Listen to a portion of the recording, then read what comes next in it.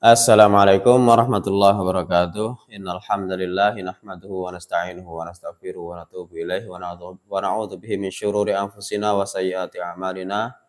May yahdihillahu fala mudhillalah wa may yudlil falan tajida lahu waliyyan mursyida. Rabbi zidni ilman warzuqni fahman. Rabbi zidni ilman. Allahumma anfa'ni bima 'allamtani. 'Allimni ma yanfa'uni warzuqni ilman yanfa'uni. Amin. Alhamdulillah, para ikhwan, asatidz dan ustadzat yang dirahmati Allah Subhanahu wa taala, bertemu lagi dalam kajian kitab Mustalahul Hadis. Dalam hal ini kita mengkaji kitab Minhatul Mughis fi Mustalahi Ahlil Hadis atau fi Ilmil Mustalahil Hadis yang disusun oleh ulama yang bernama Hafidz Syekh Hafidz Hasan Mas'udi. Pada pertemuan yang lalu kita sudah membahas Hasan beserta atau Hasan baik lidzatihi ataupun li ghairihi. Begitupun sahih lidzatihi ataupun li ghairihi. Dan kita sudah bahas syarat-syarat dan kriteria-kriteria dari mustalah-mustalah istilah-istilah tersebut. Dan juga sudah kita bahas tentang contohnya, contoh hadis siwak yang dimana itu sah untuk dijadikan sebagai hadis hasan lidzatihi ataupun sahih li ghairihi ataupun sahih lidzatihi. Dan berakhir kita pada pembahasan yang lalu pada pembahasan hasan li ghairihi. Hasan li ghairihi dengan syarat-syarat di antaranya adalah bisanya hadis itu dhaif terangkat menjadi hasan li ghairihi dengan kriteria yang dhaifnya itu dhaif menjabir atau dhaif yang bisa tertolong. Adapun hadis rawi-rawi yang tidak bisa ditolong, yang sudah parah terlalu dhaif, itu dhaif la yanjabir, tidak bisa tertolong. Orang-orang yang dhaifnya itu terlalu parah itu biasanya ada yang sampai derajat la yuqawi wa la yataqawwa. Dia tidak bisa menolong, juga tidak bisa ditolong, tidak bisa menguatkan dan juga tidak bisa dikuatkan. Jadi walaupun ada jalur yang lain yang dengan jalur yang sahih atau yang hasan, dia tetap statusnya tetap dhaif, tidak bisa naik derajatnya menjadi hasan li ghairihi. Dan seterusnya yang sudah kita bahas pada pertemuan yang lalu. Itu tadi sekilas tentang materi yang lalu. Pada pertemuan ini kita lanjutkan.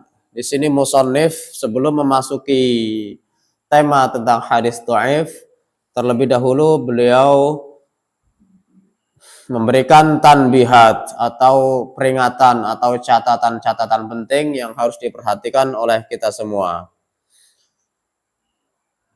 Yang pertama, al-awwal yuradifus sahih bil ma'nal mutaqaddim al-jayyidu wal qawi.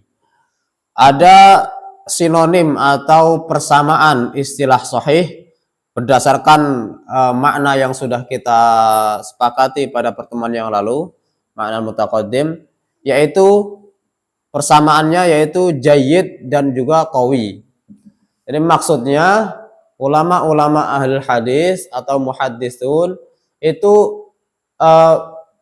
tidak selalu menggunakan lafaz sahih. Kadangkala mereka mengatakan hadza hadisun jayyid atau hadza hadisun qawi. Itu berarti kalau ada ungkapan itu dari ulama ahli hadis dalam satu hadis mereka mengatakan itu berarti itu dimaksudkan adalah hadis sahih. Jadi sahih punya muradif atau punya sinonim yaitu jayyid dan juga qawi. Kemudian amma sabitu wal mujawwad was shalih fatashmalu as-sahiha wal hasan. Adapun ungkapan hadis sabit, mujawwad, shalih itu sah digunakan untuk hadis hasan ataupun hadis sahih. Tiga istilah ini, sabit, mujawwad, shalih, itu sah untuk hadis yang sahih dan juga hasan. Teruntuk kalimat sahih atau istilah sahih ini sangat masyhur dalam Sunan Abu Dawud. Dalam surat Abu Dawud, bahkan beliau mengatakan kalau yang tidak saya simpulkan itu, tidak saya kasih keterangan hadisnya berarti itu soleh gitu. Wa ma sakattu anhu fahuwa soleh. Berarti kalau ada hadis yang diriwayatkan oleh Imam Abu Dawud meriwayatkan hadis itu, kemudian di akhir beliau nggak mengkomentari tentang sanadnya apakah sahih atau dhaif atau dhaif jiddan atau dan lain sebagainya. Kalau nggak ada keterangan itu, kata beliau berarti soleh gitu aja. Ya. Jadi diulangi, sabit, mujawad dan soleh ini nggak mesti dia sahih ataupun nggak mesti hasan. Jadi terkadang hasan, terkadang sahih. Atau bahkan ulama mengatakan soleh di Sunan Abu Dawud terkadang juga diperuntukkan untuk hadis yang dhaif gitu loh. Ternyata diteliti dalam Sunan Abu Dawud itu ada hadis-hadis yang beliau diami, tidak diungkapkan apa-apa. Yang kata beliau itu berarti hadisnya hadis soleh, ternyata itu dhaif.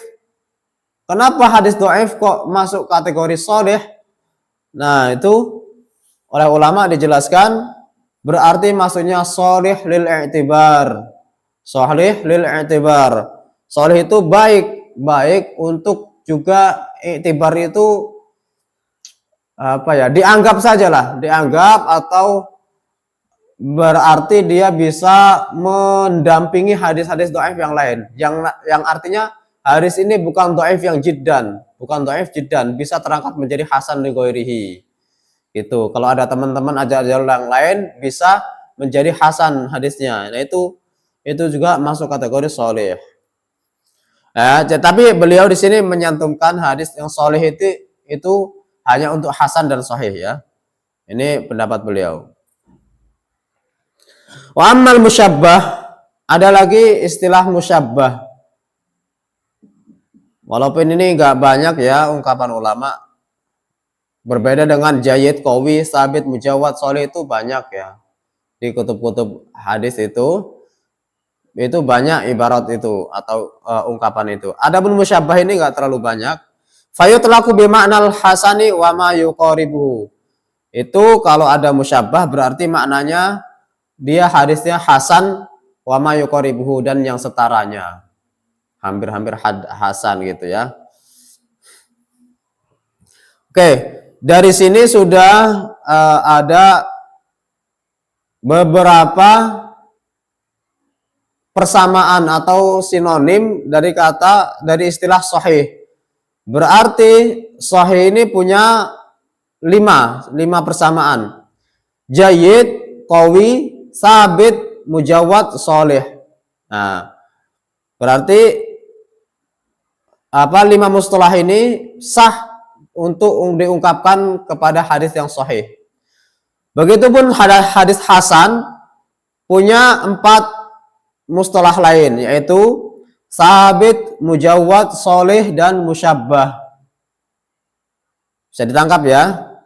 Jadi hadis hasan punya 4 muradif atau 4 sinonim lain. Begitu juga hadis yang sahih punya 5 muradif atau 5 persamaan. Kenapa? Karena sabit dan mujawad yang soleh ini punya 2 kemungkinan, bisa sahih, bisa hasan. Mudah-mudahan dipahami itu. Asani, catatan kedua yang perlu diperhatikan, tafawutu maratibis sahih bihasabi tafawutil awsafil muqtadiyah lis-sihhah isnadan wa matnan. Perbedaan tingkatan hadis yang sahih ini itu tergantung pada kriteria atau syarat-syarat yang ada pada sanad itu. Pada sanad ataupun di matan.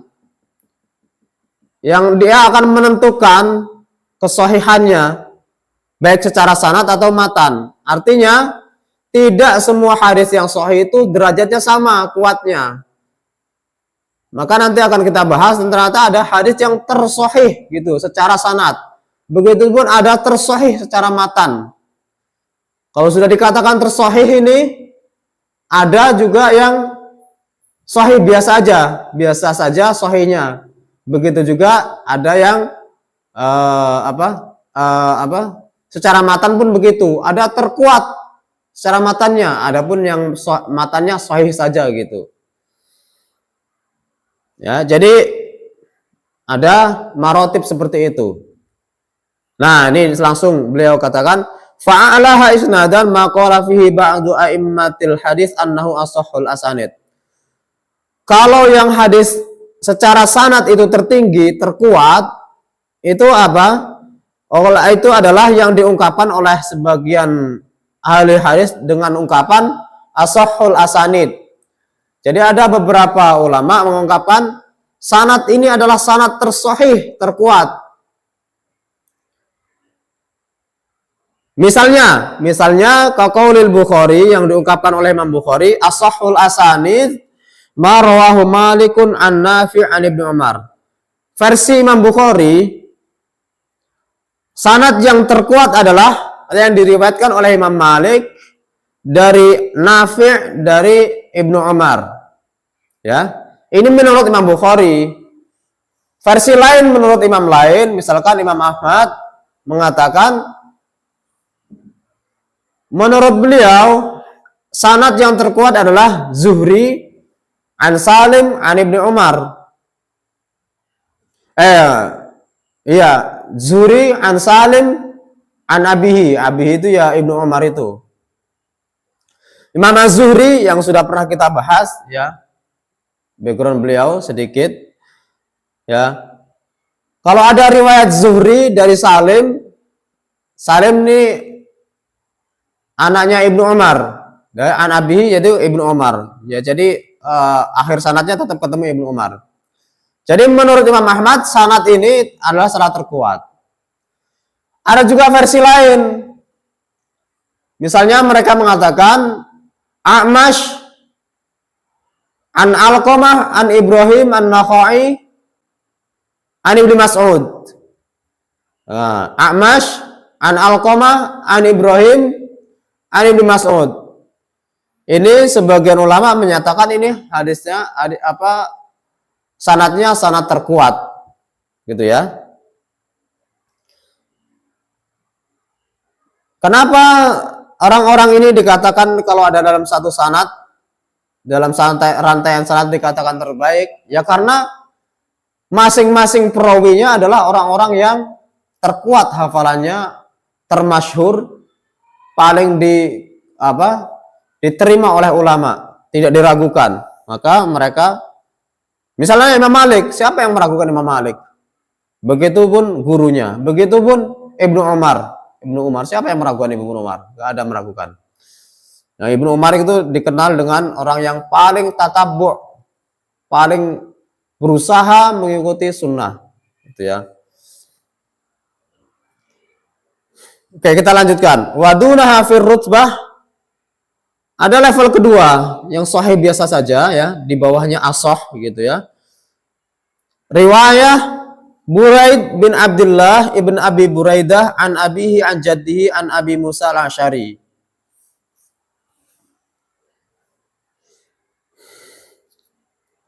Itu riwayat Buraid bin Abdullah bin Abi Burdah. Ini walaupun setelah saya cek lagi ya, saya nggak kenal dengan riwayat sanad ini. Mungkin karena pendek pengetahuan saya. Tapi setelah saya cek lagi, mungkin ini ada kesalahan ya. Kalau ada yang punya pengetahuan lebih dari saya, silakan coba juga dicari. Jadi yang masyhur itu, yang ada, yang sering ditemukan di sanad-sanad itu Buraid bin Abdullah bin Abi Burdah, itu benar sampai sini. Tapi selanjutnya itu an jaddihi langsung, tidak an abihi. An jaddihi Abi Musa, an jaddihi yaitu Abi Burdah. Baru setelah itu an Abi Musa al-Asy'ari. Maksudnya di sini Abdullah bin Abi Buraidah, Abdullah bin Abi Burdah itu tidak dikenal. Jadi Buraid itu meriwayatkan langsung dari Abi Burdah, tidak dari bapaknya. Buraid bin Abdullah bin Abi Burdah. Jadi kakeknya Buraid adalah Abi Burdah. Jadi Buraid ini meriwayatkan dari Abi Burdah. Dari kakeknya yaitu Abi Burdah, langsung Abi Musa al-Asy'ari. Jadi seperti itu. Itu sanad yang masyhur. Sanadnya masyhur, banyak di Sahih Bukhari dengan sanad ini. Atau bahkan saking banyaknya riwayat sanad dengan jalur seperti ini, ada satu kitab yang dikumpulkan, satu sanad ini yang dikumpulkan oleh ulama menjadi arba'in hadis. Arba'in dengan musnad Buraid bin Abdullah ibn Abi Burdah an abihi an jaddihi, yaitu Abi Burdah an Abi Musa al-Asy'ari. Jadi itu ada arba'un, ada 40 hadis yang dikumpulkan berdasarkan jalur ini atau sanad ini. Ya. Ya, saya sekali lagi, siapa yang punya pengetahuan lebih atau punya ilmu alat yang bisa mengecek apakah ada riwayat seperti yang dicantumkan oleh musannif ini, Buraid bin Abdullah bin Abi Burdah an abihi an jaddihi an Abi Musa al-Asy'ari. Sepertinya sulit ya. Silakan dicari.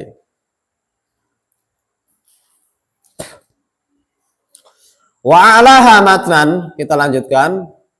Sekarang tadi secara sanad, sekarang secara matan. Matan yang tertinggi, terkuat, tersahih secara matan, mattafaqa alaihi al-Bukhari wa Muslim. Itu yang diriwayatkan oleh Bukhari dan Muslim. Kalau sudah diriwayatkan oleh Bukhari dan Muslim, berarti ini matannya terkuat. Sehingga kemudian ulama berijtihad lagi, mereka mengumpulkan hadis yang muttafaq alaih, ya. Hadis yang muttafaq alaih, salah satunya nama kitabnya itu Al-Lu'lu' wal Marjan fi mattafaqa alaihi Syaikhon. Nama kitabnya Lu'lu' wal Marjan, ya. Itu ada insya Allah di online itu. Jadi kalau kita mau menghafal, para ikhwan mau mencoba menghafal hadis yang muttafaq alaih, itu ada kitabnya Lu'lu' wal Marjan fi mattafaqa alaihi Syaikhon. Itu yang disusun oleh ulama kontemporer, yaitu Fuad Abdul Baqi. Itu. Atau ada lagi sekarang itu bernamanya ada Al-Jami' lima fi Sahihain. Al-Jami' lima fi Sahihain itu muasir lagi, kontemporer, lebih baru lagi, oleh siapa? Syekh Utsaimin. Syekh Utsaimin itu punya siapa? Bukan Utsaimin, Syekh Abdul Muhsin Imam Masjid Nabawi, Abdul Muhsin Al-Qasim, ya. Itu beliau mengumpulkan lagi Al-Jami' lima fi Sahihain. Itu ada di Google, ya, silakan dicari. Atau juga ada barnamaj yang sampai sekarang bahkan ada di Indonesia juga. Barnamaj itu maksudnya apa barnamaj? Kegiatan, ya. Semacam daurah ataupun bukan daurah, atau ma'had tahfidz sunnah, ya. Kalau kita kan taunya ada tahfidzul Quran, ada juga barnamaj hifdzul sahihain, atau barnamaj lebih tepat disebutnya hufadzul wahyain, para penghafal Quran dan hadis, wahyain, ya. Para penghafal Quran dan hadis itu kalau mau masuk ke barnamaj itu harus disyaratkan hafal dulu Quran 30 juz, baru boleh masuk mengikuti barnamaj apa itu sahihain, ya. Kalau di Indonesia itu sudah ada kayaknya di mana, di Wadi Mubarak kayaknya itu ada Al-Jam'u Bainas Sahihain. Al-Jam'u Bainas Sahihain kitabnya itu yang dikarang, yang disusun oleh imam yang lumayan terdahulu, ya, Ishbili. Al-Jam'u Bainas Sahihain disusun oleh Al-Ishbili. Itu lumayan lebih terdahulu ulamanya. Ada yang lebih kontemporer lagi yang orangnya masih hidup. Al-Jam'u Bainas Sahihain ini yang dikarang oleh atau yang disusun oleh Syekh siapa? Yahya bin Yahya. Yahya bin Yahya. Astagfirullah, saya lupa. Padahal saya ikut Barnamas itu. Saya mengikuti Barnamasnya beliau itu Al-Jam'u Bainas Sahihain itu di Masjid Nabawi selama 2 tahun terakhir ya. Alhamdulillah selesai itu. Ada 4 jilid karena beliau buat versi kecil-kecilnya supaya lebih menarik. Jadi Sahih Bukhari dan Muslim itu dijadikan 4 jilid oleh beliau. Kecil-kecil ini ya, tebel-tebelnya segini ya. Segini. 1 jilid segini itu berisi sekitar 200 halaman. Kemudian jilid 2, jilid 3, jilid 4 sampai itu yang riwayat Bukhari Muslim. Kemudian jilid kelimanya itu Mufradatul Bukhari. 1 jilid khusus yang hadis hanya diriwayatkan oleh Imam Bukhari. Kemudian jilid 6-nya baru Mufradat Muslim, khusus yang diriwayatkan oleh Imam Muslim. Setelah itu setelah itu masuk kepada Sunan Tirmidzi, Abu Dawud, kemudian Ma'ajim, kemudian Masanid, dan seterusnya. Ada sekitar 18 atau 20 jilid ya kalau total di semuanya itu oleh Syekh Yahya ya. Itu ada di YouTube itu, murid-muridnya juga banyak viral lumayan di YouTube itu. Saya alhamdulillah mengikuti. Jadi saya pernah hafal gitu ya. Artinya bukan berarti saya mungkin sampai sekarang. Pernah hafal Bukhari Muslim. Pernah ya. Walaupun ini agak memalukan ya, pernah itu. Ya setidaknya saya pernah mengikuti gitu ya. Dan itu setiap jilidnya ada ikhtibarnya, ada ujiannya. Oke, kita kembali ke kitab ini. Berarti matan yang terkuat adalah yang diriwayatkan oleh Bukhari dan Muslim. Kemudian level kedua, tingkatan kedua yang Mufradatul Bukhari, hanya diriwayatkan Bukhari tanpa Muslim. Yang ketiga hanya Muslim tanpa Bukhari.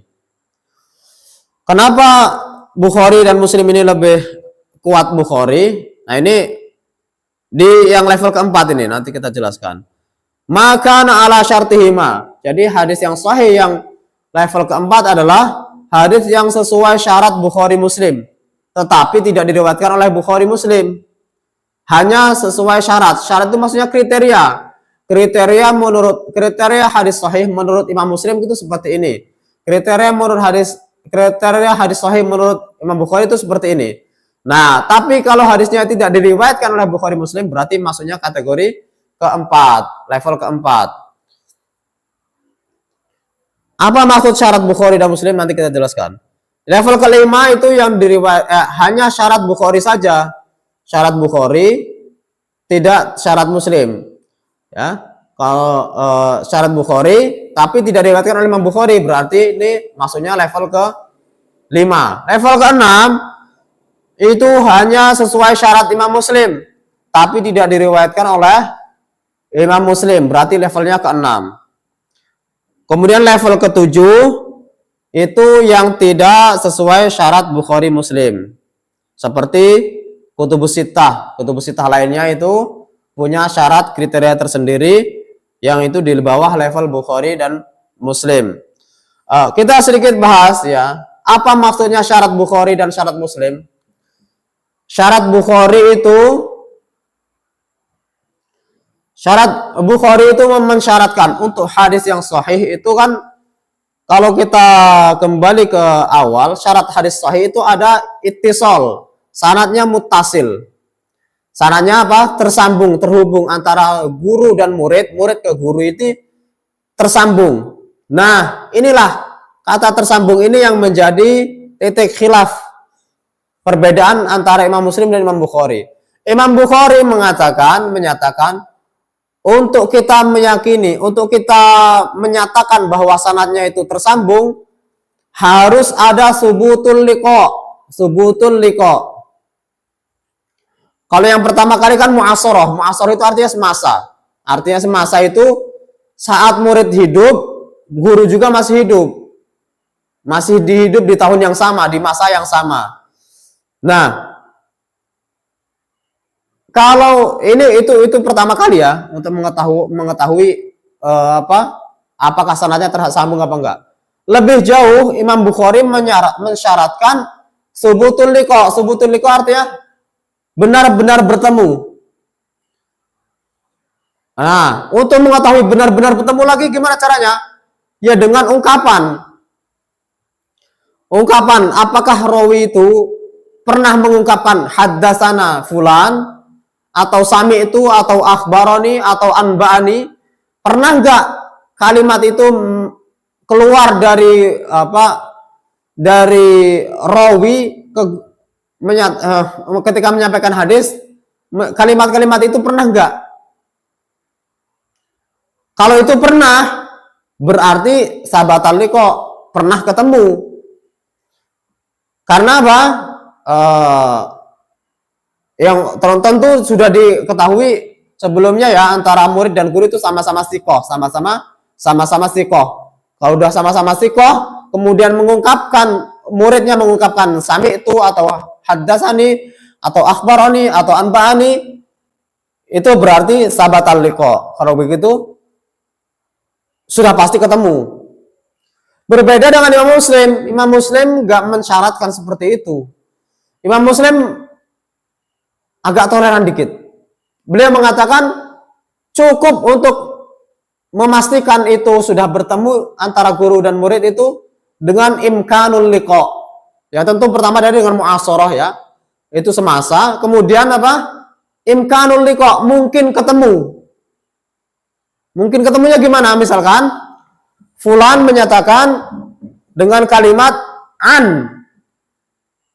Ini murid, ini seorang yang sikoh, sudah dipercaya. Ketika dia menyampaikan an, gak mungkin ini dusta, gak mungkin dusta. Kalau kita sudah percaya sama seseorang, kemudian dia menyampaikan suatu kabar dengan ungkapan kalimat ini atau kabar ini dari fulan. Dari fulan. Jadi tidak mentasrih, tidak mengungkapkan secara sharih, secara jelas bahwa dia dapat itu dari pertemuan langsung. Tidak haddatsani atau akhbarani atau sami itu atau anba'ani dan seterusnya. Itu kan kalau diungkapkan dengan sami itu dan seterusnya tadi itu apa? Jelas, pasti ketemu. Tapi kalau dari misalkan saya menyatakan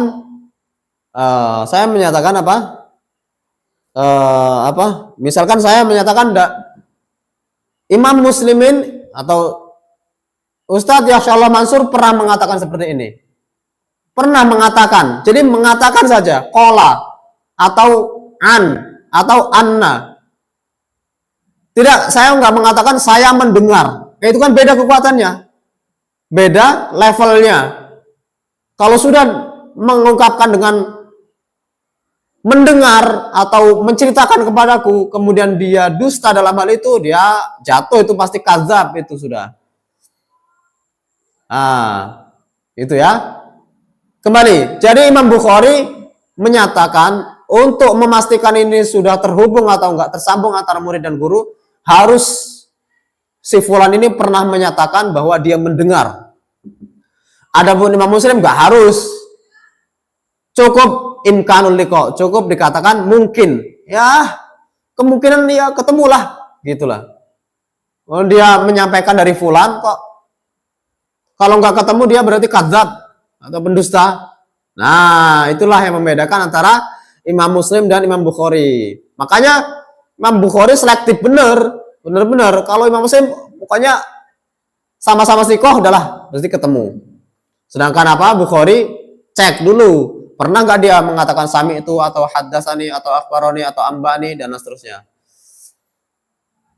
Nah itu ya, itu jadi perbedaan Bukhari dan Muslim. Oleh karenanya Imam Bukhari secara sanad itu lebih kuat karena beliau benar-benar selektif dibandingkan Imam Muslim. Nah, itulah mungkin sampai sini dulu karena sudah banyak kayaknya materinya. Mudah-mudahan dipahami oleh para ikhwan sekalian. Silahkan jika ada yang menemukan kesalahan dalam saya menyampaikan bisa dikoreksi atau menemukan faedah yang lebih bagus dari yang saya sampaikan, boleh disampaikan ke kami atau di kolom komentar. Ada nggak kolom komentarnya itu? Wallahu a'lam bishawab. Kita tutup dengan baca doa kafaratul majlis. Subhanakallahumma bihamdika asyhadu an la ilaha illa anta astaghfiruka wa atubu ilaik. Assalamualaikum warahmatullahi wabarakatuh.